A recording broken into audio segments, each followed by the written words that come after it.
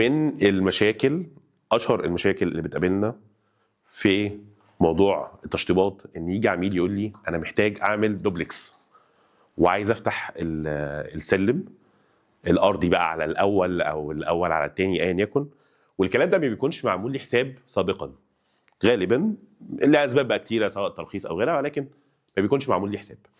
فهنا العميل مش مجرد انه عايز يفتح حتى سلم عادي، قال لي انا عايز اعمل دبل هايت. دبل هايت ده يعني عايز ارتفاع كبير، يمكن هيبان لكم في الفيديو دلوقتي احنا ايه معنى دبل هايت.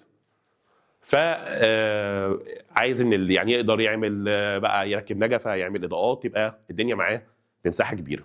طيب ايه التحدي هنا؟ السلم المفروض يطلع من هنا، اوكي، ويمشي كده. ما كانش عندي سقف، كان فلات سلاب كامل، ما كانش عندي الكمر ده، ما كانش موجود.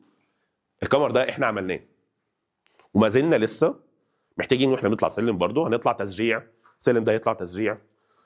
هنعمل هنا طبعا البدايه بتاعتنا بتاعت السلم، البادي بتاعه هنحفر هنا وهنعمل لسه يتصب قاعده هنا، وهيطلع السلم من هنا هيمشي كده. هيبقى فيه كاميرا شايله السلم، كاميرا مع السلم لحد هنا، وبعد كده هيكمل لهنا. كان لازم ادعم السقف ده بالكاميرتين المين دول الاساسيتين، معاهم الكاميرا الثانويه ديت.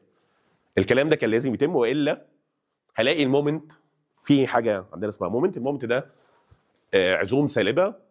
السقف ما كانش مهيأ ولا جاهز انه يتعمل بالشكل ده. فبالتالي لو انا فتحت كل الفتحه دي بدون ما اكون عامل حسابي ومدعم بالكمر ده، اللي يحصل ان هلاقي السقف ده اما انه فورست كيس سيناريو انه ينهار، او انه يحصل فيه كراكس سواء لحظيه على طول او على المدى البعيد. فبالتالي كان لازم مهم جدا ان انا الاول اعمل الكاميرتين الاساسيتين دول، وبعد كده الكاميرا الثانويه ديت عشان السلم كمان يجي عليها، والكاميرتين المين دول شايلين كل العزوم السالبه اللي هتنتج عن ان المكان ده ما بقاش موجود، خلاص هو اتشال.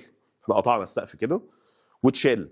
كان اعتقاد العميل لا عادي ما نعمل، الناس كلها بتفتح. طبعا ده كلام لا علمي ولا هندسي، واوعى تعمل الحركه دي. ما يجيش حد يقول لك هفتح لك وخلاص والدنيا تمام، لا قدر الله ممكن تتفاجئ بمشاكل قويه جدا في الخرسانه ويبقى علاجها صعب جدا. مهم جدا تكون عارف ان كل حاجه اتعملت هنا كانت بالحسابات الهندسيه والبرامج الهندسيه الدقيقه، ما كانتش حاجه باي لك ولا حتى بالنظر يعني. فاحنا بقى اكتر من 12 سنه بنعمل ده. لو محتاج اي استشاره كلمنا.